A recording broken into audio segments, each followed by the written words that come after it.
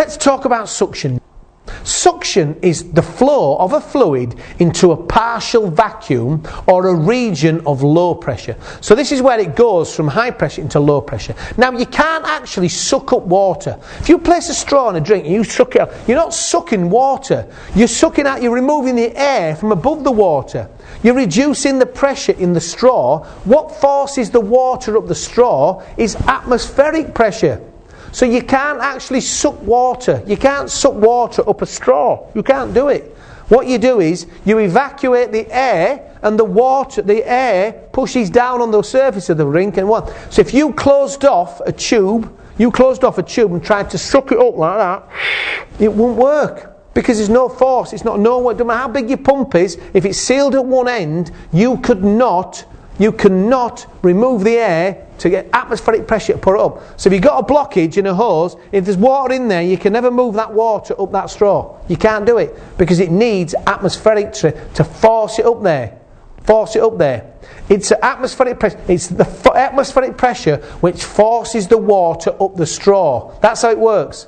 So obviously there's a limit to how high the water can be. In a previous subject, remember we talked about it. What's the height? It's about 10.3 metres.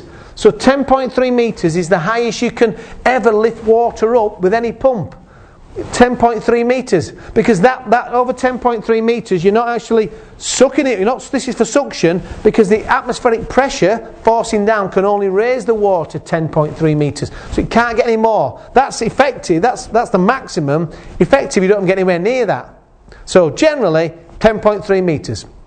However, you can't ignore other losses. Not only have you got to raise the water to that height, you've also got to create flow. And it's this movement and then the fact that as we reduce pressure, water vapour is produced. So if you reduce the pressure in a suction hose, for example, above a suction hose above water, above the water, if you reduce the pressure, there's more water vapour being given off. Because you've reduced the pressure, it allows more vapour to be given off, which creates additional limitations on suction lift. So in other words, when you're carrying out suction lift, there's a number of factors that you've got to consider.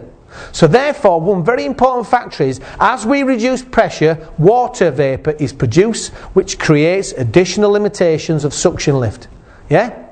So what are the factors which affect suction lift? Well, the suction available to remove the air and enable the atmospheric pressure to force the water up has to, firstly, raise the water to the level of the pump. So whatever it is, it's got to raise it to the level of the pump. Secondly, it's got to create flow in the water.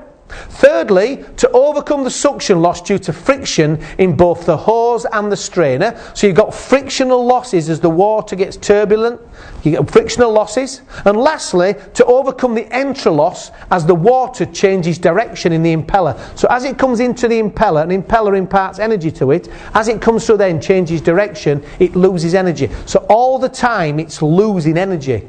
So they are the four factors which affect suction lift, and they are the reason why the maximum lift that can be achieved in reality is approximately 8 metres. So though we said earlier it's about 10.3 metres, it's 8 metres. That's the highest you can actually carry out a suction lift. Suction, that's the highest.